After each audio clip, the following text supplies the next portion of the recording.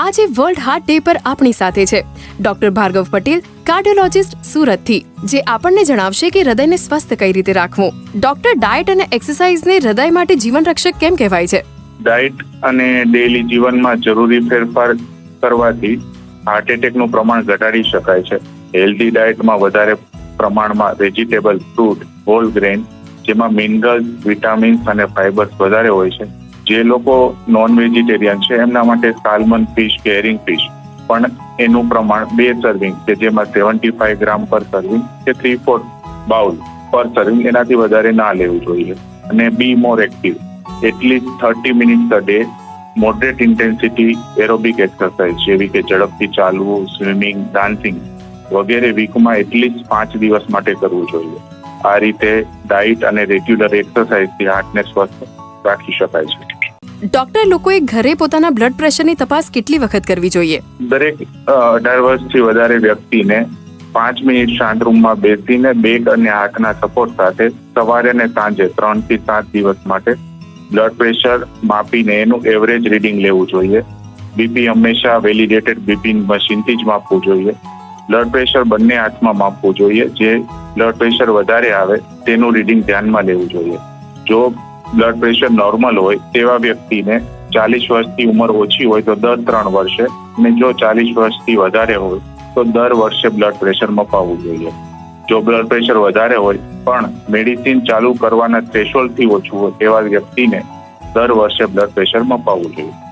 Doctor, શું stress લેવાથી heart attack આવી શકે છે? યસ, સ્ટ્રેસને કારણે હાર્ટ એટેક પણ આવી શકે છે. સ્ટ્રેસથી હાર્ટ એટેક થવાનું પ્રમાણ 1.34 ટાઈમ્સ વધારે હોય છે.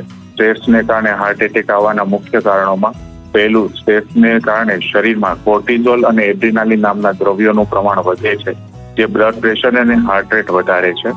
બીજું, સ્ટ્રેસથી આપણી સ્લીપ ડિસ્ટર્બ થાય છે, જેનાથી હાર્ટ પર ખરાબ અસર પડે છે.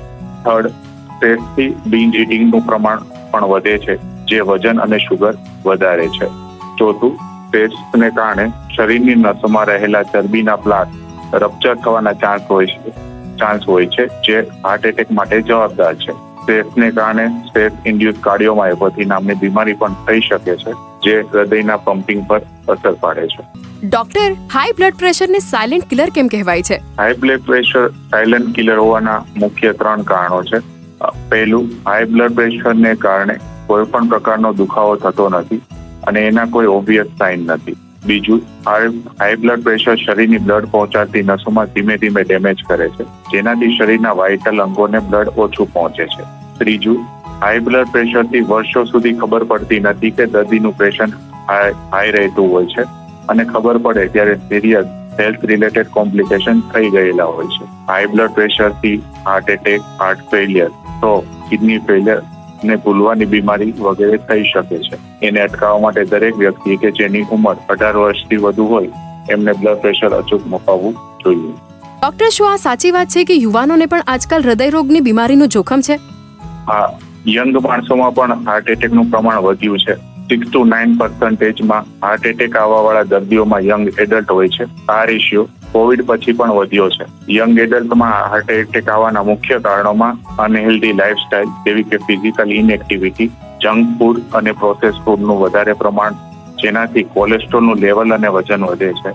સ્મોકિંગ અને અન્ય એડિક્શનનું વધારે પડતું પ્રમાણ, સ્ટ્રેસ અને જીનેટિક ફેક્ટર પણ ભાગ ભજવે છે.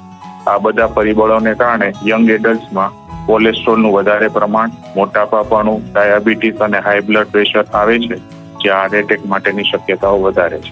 ડોક્ટર, ડાયટ અને એક્સરસાઇઝને હૃદય માટે જીવન રક્ષક કેમ કહેવાય છે? ડાયટ અને ડેલી જીવનમાં જરૂરી ફેરફાર કરવાથી હાર્ટ એટેકનું પ્રમાણ ઘટાડી શકાય છે. હેલ્ધી ડાયટમાં વધારે પ્રમાણમાં વેજીટેબલ, ફ્રૂટ, હોલ ગ્રેન, જેમાં મિનરલ્સ, વિટામિન્સ અને ફાઇબર્સ વધારે હોય છે.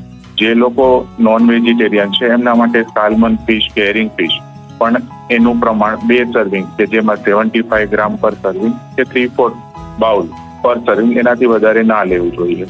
અને be more active, at least 30 minutes a day moderate intensity aerobic exercise જેવી કે ઝડપથી ચાલવું, સ્વિમિંગ, ડાન્સિંગ વગેરે વીકમાં એટલીસ્ટ 5 દિવસ માટે કરવું જોઈએ. આ રીતે ડાયટ અને રેગ્યુલર એક્સરસાઇઝથી હાર્ટને સ્વસ્થ રાખી શકાય છે. સ્વસ્થ હૃદય માટે એક જાગૃત પહેલ. दिल है छोटा सा, छोटी सी आशा।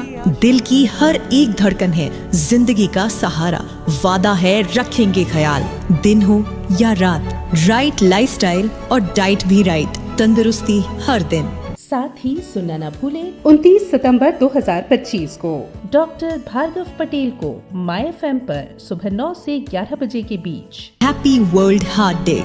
दिल का दिल से यही है वादा।